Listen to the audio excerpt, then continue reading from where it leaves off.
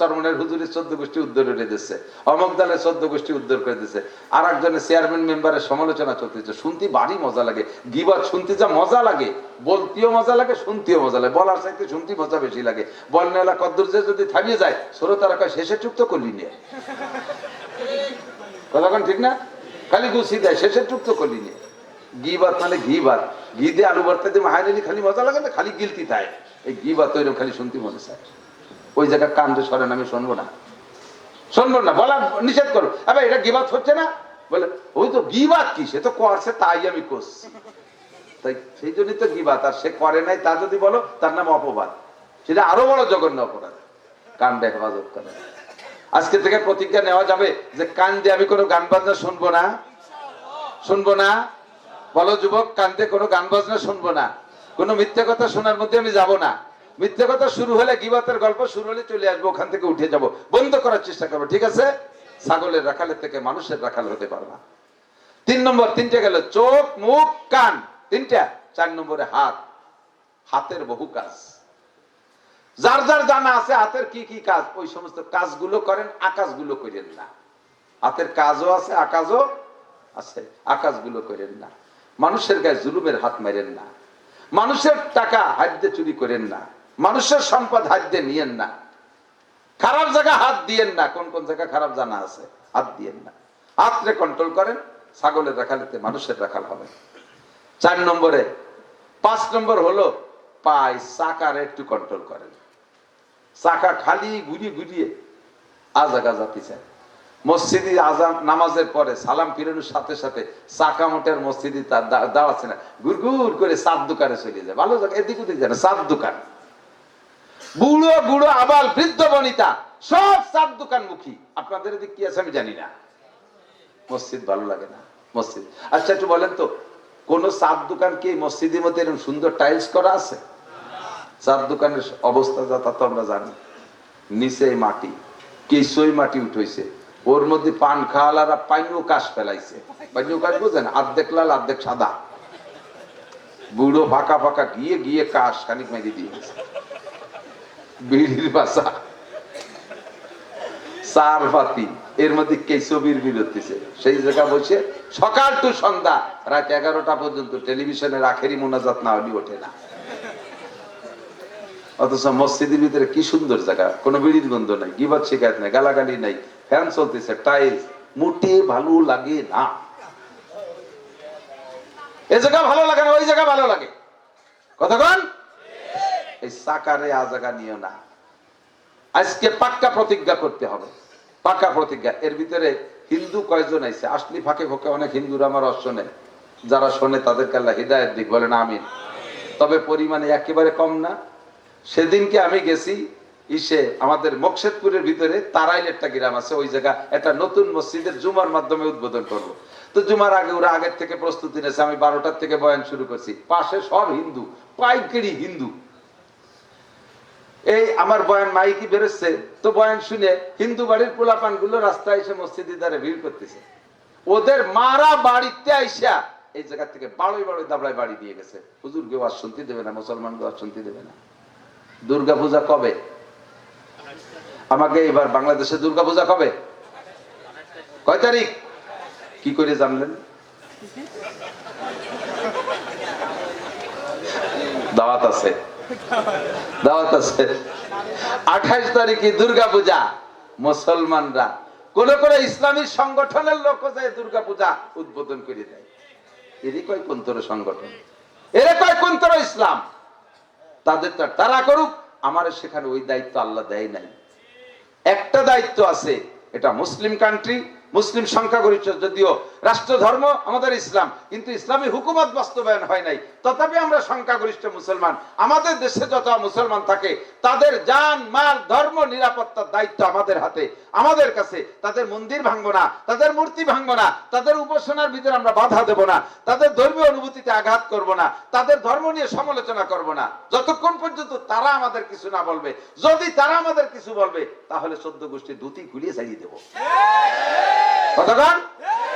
কিন্তু তাকে ওই পুজো উদযাপনে উদ্বোধন করতে যাবো কেন? দুটি ভোটের জন্য সেই জায়গা যাই উদ্বোধন করে দিয়ে আসতে যাবো। তাকে ভোট আমার লাগবে না। তারা কয়জন? তাদের ভোট আমাকে লাগবে, তাকে ভোট, তারা তুমি জীবন বলে তাকে পুজো, সাথে যদি সিজদাও দিয়ে একটা দিয়েছো, মৌলবীকে ভোট দিত না তারা, তাকে হিসেব আছে। একটা হিন্দুর ছেলে কোনোদিন ঈদের নামাজ পড়লো না, একটা হিন্দুর ছেলে ইস্তেমার মাঠে নিতে পারলে না, হিন্দুর ছেলেকে তুমি চরমোনায় নিতে পারলে না, হিন্দুর ছেলেকে তুমি ইসলামী কোন সংগঠনের ভিতরে তাকে সদস্য বানাইতে পারলে না, সবে বরাত সবে কদরে মসজিদে আনতে পারো না, কোনোদিন তারে দিয়ে এক ওয়াক্ত নামাজ পড়াইতে পারো না, কোনোদিন তারে দিয়ে জুমার নামাজ পড়াইতে পারো না, কোনোদিন তারে কোরআন কিতাব মাদ্রাসার মক্তবে ভর্তি করতে পারো না। মুসলমানের সন্তান কেন খ্রিস্টানদের স্কুলে পড়ো, মুসলমানদের সন্তান কেন খ্রিস্টান মিশনারি স্কুলে পড়ো, মুসলমানের সন্তান কেন দুর্গা পূজা, কালী পূজা, সরস্বতী পূজা, লক্ষ্মী পূজায় অংশগ্রহণ করো। আরে ওই জায়গায় একটা আদমশুমারি হয়, আল্লাহ পাক বলেন যে এই পূজায় যারা আছে একটা নাম লিস্টি করে ফেলা, ওই পুজোর একটা নাম লিস্টি হয়ে গেছে। হাসরের মাঠের লিস্টিটা খুলে দিয়ে বলে, ফেরেশতাকে বলবে ফরদি ওই দুর্গা পূজায় কারা কারা আছে, রমেশ, পরেশ, হরিপদ, আব্দুর রহমান, আব্দুল খালেক, তারপরে আবার হিন্দু কটা নাম, আবার মুসলমান কটা নাম, হিন্দুদের মুসলমানদের বাজানো এক লিস্টি। আল্লাহ ফেরেশতাকে কোন জায়গার লিস্টি ভর্তিছিস? বললাম তো পুজোর লিস্টি যা হয়, বলছে হ্যাঁ তো দুর্গা পুজোটাই তো, ওটা আব্দুর রহমান কে গেছে তাই লিখছি। সে আব্দুর রহমান কয় যে এই যে কালাসোরা দাঁড় এটা দাঁড় গুগু মোড়াইতে বান্ধে ফাঁসায় তুলে লাইতে তুলে তুই জান না, তুই জায়গা গেছিস কে? কাল্লা আমি তো পুজোয় যাই নাই, ওই বৌদি নাড়ু খাওয়ার দাঁত দিছিল, বৌদি উনারে নাড়ু খাওয়ার দাঁত দিল, বৌদি রাতে নাড়ু না খাইয়ে 3টে মাইটিয়ে কুলুকি ডেলা খাইস, 1 গ্লাস পানি খেয়ে বাড়ি চলে আসিস। সুসুও নাড়ু খার এত লোভ, হিন্দু বাড়ি গেছিস। ওই মহিলা সকালবেলা হাতের তার কি অবস্থা, কোন কোন জায়গায় ঘুরিয়ে আইছে, তার হাত ঠিক আছে কি কথিত বললাম না, ভালো হইলো। সেই একদিন নাড়ু বানাইছে, তাই দিন দুটো খাইয়েছে তুমি, এই জন্যই খেয়েছো। দুর্গা পূজার এত লোভ, একটা বাচ্চাকে দুর্গা পূজা যাইতে দেবেন না, রাজি আছেন? যুবকের একটা হাত দেখাও তো, আল্লাহ কি এবার যাবানা কারা কারা? নারায়ে তাকবীর, নারায়ে তাকবীর। আল্লাহ হাতগুলো আর দুর্গা পূজা হিন্দুদের কোন অনুষ্ঠানে যাবে না, আল্লাহ হাতগুলোকে কাবার গায়ে পৌঁছাই দিও, তাদের তওবাকে আল্লাহ কবুল করে নাও, আল্লাহ তাদেরকে মক্কা মদিনা যাওয়ার তৌফিক দান করো, কিয়ামতে রাসূলের সাথে হাতে মুসাফা করার তৌফিক দান করো, নবী পাকের হাউজে কাউসার সকলকে নসিব করো, আল্লাহ আরশে আজিমের নিচে জায়গা রেখে করে দিও। আর যাব না কোনোদিন, ঠিক আছে? এই চাকারে কন্ট্রোল করেন, চাকা যেন আজেবাজে কোনো জায়গা না যায়। তাহলে কি? চোখ বলেন, চোখ, মুখ, কান, হাত, পা, আর দুলিয়ে পেট আর সরমগা। তো পেটের সাথে মুখেরও সম্পর্ক একই কথা। পেটের পরিচালক তো মুরব্বী মুখ, উনি যদি আজেবাজে না দেয় তাহলে ও বাসা যাবে না। পেটটা একটু বুঝে রেন, ও পেট অত টাকা ঠিক না, একটু সাবধান হয়ে যাও। সরমগাকে কন্ট্রোল করেন, সরমগা লজ্জাস্থানকে কন্ট্রোল করেন, তাহলে আপনি ছাগলের রাখালের থেকে মানুষের কমান্ডার হতে পারবেন। তোমার ওই জায়গা থেকে আল্লাহ তাআলা হাত বেরিয়ে নিয়ে স্টেজে বসায় দেবে। বয়ান করো, বয়ান করো। Doctor engineer Abdul Mukit, engineer Abdul Mukit কাকরালির মুরব্বী ছিলেন, একজন বিএসসি ইঞ্জিনিয়ার। উনার ড্রয়িং এ কমলাপুর রেল স্টেশন, উনার ড্রয়িং এ সৌদি আরবের Jeddah airport. Engineer Abdul Mukit বহুত বড় ইঞ্জিনিয়ার, আল্লাহর বান্দার ঘর বাড়ি দালান কোঠার অভাব ছিল না। আমি সচক্ষে দেখেছি, সাদা একটা আশিলাই লুঙ্গি আর সাদা একখান কাপড়, এহরামের অবস্থায় থাকতেন সবসময়। কাকরাইল মসজিদের দরজার দ্বারে শুয়ে রয়েছে, কেউ জানেও না যে ইঞ্জিনিয়ার আব্দুল মুকিত। উঠতে যাইতে আসতে মানুষের পায়ে লাথি লাগতেছে, ওনার ঘরের ভিতরে এয়ার কন্ডিশন, এসি আছে, কোনো তার অভাব নেই। এই এয়ার কন্ডিশন এসি দিয়ে কি হবে? এ তো সাথে নিয়ে যেতে পারবো না, কবরে থাকবো যেভাবে প্রস্তুতি আমার সেইভাবেই থাকতে হবে সবসময়, ঠিক না? প্রস্তুতি আমাকে সেভাবে নিয়ে থাকতে হবে, বিলাসিতার করে তার প্রয়োজনে তাই একটু গাড়ি ব্যবহার করি, লং জার্নি করা লাগে তাই, নইলে আমি আলহামদুলিল্লাহ আমার তো আস্তাগফিরুল্লাহ রিয়ার জন্য বলছি না, আপনাদেরকে একটু আল্লাহ না তালি কব না। আমি এখনো বাইসাইকেল চালাই, বাড়ি বাইসাইকেল চালাই, ব্যালও চালাই, আমি ঘাসও কাটি, আমার গরু আছে। একজন কৃষকের বাড়ি যে কৃষি হাতিয়ার না আছে সব আমার বাড়ি 6 খান কাশি আছে, ঘাস কাটার কাশি, দাও আছে 3 খান, কুদাল আছে 4 খান, জুড়ি আছে 10টা। আমি নিজে মাথায় রে মাটি কাটি, মাঝে মাঝে কিসের নেই। আমার এত অহংকারের কি আছে? আমি কি এত বড় কি কুতুব হয়ে গেছি? আমি নিজের কাপড় চোপড় সব এখনো ধুই। মাদ্রাসার হুজুররা কাপড় একটা খুলেতে ছাত্রকে ধুতি লাগাই দেয়, আমার দুইটা মাদ্রাসা, আমার দুইটা দাওরা হাদিস মাদ্রাসার ছাত্র লাগবে। আমি যদি এখনই গায়ের ময়লা কাপড় খুলে দিতাম সন্ধ্যার সময়, এই এলাকার যুবকরা তোমরা ধুয়ে দিতে রাজি ছিলে না? হ্যাঁ, ধুয়ে শুকিয়ে আয়রন করে দিতে। আমি আমার সব কাপড় চোপড় আমি নিজে ধুই, বাড়ির ফ্যামিলির সদস্যদের কাপড়ও ধুই। একসময় হাতে ধুইতাম, এখন মেশিনে ধুই। তবে মেশিনের ভিতরে পরিচর্যা করা লাগে, বুলু টুলু ইত্যাদি দিয়ে সাইজ করা লাগে। সব কাপড় চোপড় আমি ধুই। আমার বাথরুম বা ঘর বাড়ি আমি পরিষ্কার করি, তাতে আমার ইজ্জত কমছে? একটুও হবে না। এগুলো করেন। আর একদিন বলবো সিরাতে নবী সাল্লাল্লাহু আলাইহি ওয়াসাল্লাম, যদি আল্লাহ বাঁচায় রাখে ইনশাআল্লাহ। তা আমার সন্তানগুলো যে ভালো যে কথাগুলো বললাম, এই গুণগুলো আমরা মুরব্বীরা যারা পারছি, তো যতটুকু পারছি অর্জন করছি। আমাদের সন্তানদের ভিতরে এই গুণগুলো অর্জন করতে কমতি আছে না নাই? কম আছে না? সন্তানগুলো ভালো হোক। এখন যারা অ্যাডাল্ট হয়ে গেছে, বড় হয়ে গেছে, তাদেরকে আর লাইনে আনা বড় কঠিন। তারপরেও তাদেরকে পরামর্শ দেব, তোমরা প্রতিজ্ঞা করো, ঘুমিয়ে আছে শিশুর পিতা সব শিশুরই অন্তরে, তোমরা একদিন আব্বা হবা, তোমাদের সন্তানগুলোকে এভাবে গড়ে উঠাবা। আর এখন যারা আমরা ছোট ছোট বাচ্চা আছে আমাদের বাড়িতে, 5 বছর 7 বছর 2 বছর 4 বছর, বাচ্চাগুলোকে নুরানিতে পাঠায় দেন, এখানে পাঠায় দেন। নুরানিতে কোনো প্রাইভেট পড়াপড়ি নাই। কোন স্কুল, যত বড় দামি স্কুল বলেন আর কলেজ বলেন, যেখানে বিকারুন নিসা, খয়রাতুন নিসা, বিকারুন নিসা কতটা আছে না বাংলাদেশে, মডেল ফডেল যত যা আছে, যত ভালো স্কুল হবে তাই ওই স্কুলের ছাত্রদের তত বেশি টিউশনি লাগবে। ভালো রেজাল্ট করতে বেশি টিউশনি লাগে। 4-5টা টিউশনি প্রাইভেট মাস্টারের কাছে পড়া লাগে। আমাদের কওমি মাদ্রাসায় কোনো প্রাইভেট লাগে না, আর এই নুরানি মাদ্রাসায় প্রাইভেট লাগে না। যা পড়ার জায়গায় বসে হাতে কলমে মুখস্থ করাইয়া একবারে টাইপ করাই হাতের লেখা ছাড়ি দেয়। নুরানি মাদ্রাসায় যদি কেউ 3 বছর পড়ে, ওই ছেলেটা ওই মেয়েটার হাতের লেখা এমন হবে যে হাই স্কুলের 10 ক্লাসের ছেলে মেয়েরা ওর সাথে হাতে লেখা লিখে পারবে না। মাদ্রাসার মুহাদ্দিসরাও ওই প্র্যাকটিস না থাকলে ওদের সাথে আরবি লিখে পারবে না। আমি তো ওদের সময় আরবি এখনো লিখতে পারি না।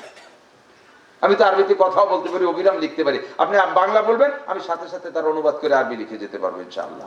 অথচ অত সুন্দর লিখতে পারি না, ওরা যা পারে। আর এই ছোট বাচ্চারা যখন প্রদর্শনী দেখায়, মনে চায় যে আমি নিজেও ভর্তি হয়ে যাই। কাজে এই মাদ্রাসাটা হোক, আর আমাদের বাচ্চাগুলো এখানে পড়াশোনা করুক, আর এই আদর্শ শিক্ষায় শিক্ষিত হইয়া মানুষের মতো মানুষ হোক। সবাই বলেন আমিন। রাজি আছেন তো ইনশাআল্লাহ? ভাষাগত ত্রুটি বিচ্যুতি মার্জনীয়। অবশেষে মনে হয় কইছে অল্প একটু কালেকশন লাগবে। তো হাত কালেকশন বেশি না। আজকের পকেটে কের পকেটে কি 500 টাকার নোট আছে? যদি থাকে দেয়া লাগবে। এমনি আমারে দেখান যে এই যে আনছি, দেব না, তাতে আমি বুঝবো আপনি কত বড় কিরপিন। কারণ আপনি যদি না দেন, কাজে তো আর আনতে পারবো না। একটু দেখান, পরেরটা দেখলে স্বাস্থ্য ভালো হয়। আমি তো শুয়ে যাচ্ছি একেবারে। বিসমিল্লাহ কইয়া আজকের পকেটের বড় টাকা, 100 টাকা বড় থাকলে 100, 1000 টাকা থাকলে 1000, 500 থাকলে 500, 10 টাকার নোট বড় থাকলে আজকের পকেটের বড় টাকাটা একটু হাতে ধরে রেডি করেন। তাআওয়ানু আলাল বিররি ওয়াত তাকওয়া ওয়ালা তাআওয়ানু আলাল ইসমি ওয়াল উদওয়ান। নেকের কাজে সাহায্য করে। গতকাল সাতক্ষীরা থেকে আসার সময় দেখলাম তালা সাতক্ষীরে, মাঝে আরো ডুমরিয়ে, আরে কি গেট হিন্দুদের এই দুর্গাপূজা উপলক্ষে লক্ষ লক্ষ টাকা খরচ করে তারা গেট বানাইছে। অথচ ওই দুর্গার পাড়ায় পুড়ে সুবই দেওয়ার পরে ওই গেট ফেটতে ভেঙ্গি চুরে গুঁড়ো গুঁড়ো করে ফেলে দেবে। ওই পর্যন্ত লাখ লাখ টাকা শেষ করে দিল। আর আমাদের এই দুর্গা কি ভাঙবে নাকি? আমাদের মসজিদ মাদ্রাসা থাকবে কি থাকবে না? মসজিদ ও মাদ্রাসা উপলক্ষে কমিটি যেটাকে যে কাজে ব্যবহার করে, সাবধান, মসজিদে টাকা মাদ্রাসায় ব্যবহার করবেন না, মাদ্রাসা টাকা মসজিদে নেবেন না, ফান্ড আলাদা রাখবেন। খুব সাবধান। ভলেন্টিয়াররা যাবে ভিতর দিয়ে, ভলেন্টিয়াররা যান, রুমাল নিয়ে চলে যান, প্রত্যেকে একটু হাত দেন, একটু বিসমিল্লাহ করে হাত দেন। এই টাকার ভিতরে আপনি দিয়ে যাবেন। আল্লাহর কসম, কালকে যে আপনার ভিতরে চুল পরিমাণ টেনশন আসবে না, টাকাটা দিয়ে আসলাম, কেন না দিলি, এই অত্তি পারতাম ওই অত্তি পারতাম, এক ফোঁটা আপনার মাথার মধ্যে দুশ্চিন্তা আসবে না ইনশাআল্লাহ। এর বরকতে আল্লাহ তাআলা 10 গুণ আপনার বাড়াই দেবে। দেন, সবাই দেন, বিসমিল্লাহ করে দিয়ে দেন।